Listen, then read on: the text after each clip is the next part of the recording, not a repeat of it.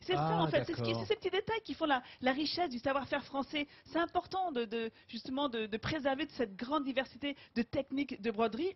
Et par exemple, oui Jean-Seb, le bleu, non, parce que moi ça me... Le bleu, blanc, rouge. Non, le blanc, la thé d'oreiller blanche, c'est du lin.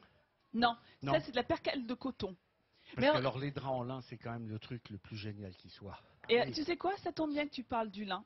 Parce que c'est important de rappeler que le lin, la production en lin, il n'y a pas qu'en Normandie qu'on produit du lin, mon cher Vincent. Oh toi non, qui as des origines normandes. Il n'y a pas qu'à Doudeville. Non, il y a aussi chez nous qu'on produit du lin, hein, dans le Nord-Pas-de-Calais, qui est la deuxième région productrice de lin. Je tiens à rappeler quand même que 80% de la production de lin qui s'exporte dans le monde entier provient de l'Europe, avec la France en tête, cocorico. Donc tout ça pour dire que la liniculture est bien vivante.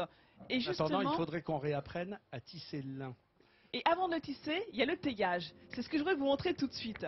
Alors justement, on est parti chez une entreprise de la famille Van Rebaillès qui est spécialisée dans la fibre de lin depuis 1928. Alors c'est un métier qui est vraiment riche de savoir-faire. Le lin, il est ramené sous forme de balles dans l'usine. Il va passer à la broyeuse pour enlever justement le bois, les graines et aussi les fibres courtes. On ne va garder que les fibres longues, parce que les fibres longues, c'est ce qu'on appelle la filasse. C'est le produit noble du lin. C'est ce qui est le plus recherché, le plus répandu. Les fibres courtes, on va les utiliser pour d'autres choses.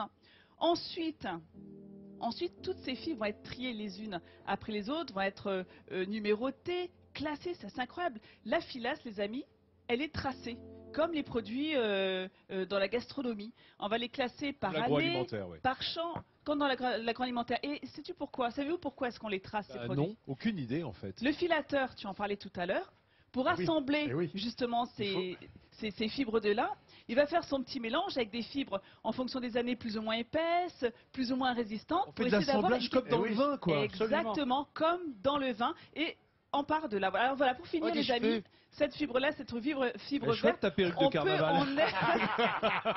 on peut en être très fier et bravo à cette belle entreprise. C'est beau cette filasse, hein? Belle qualité, hein, bien entendu. Merci Nathalie. Puisqu'on est dans l'ambiance du Nord, puisqu'on est ici dans cette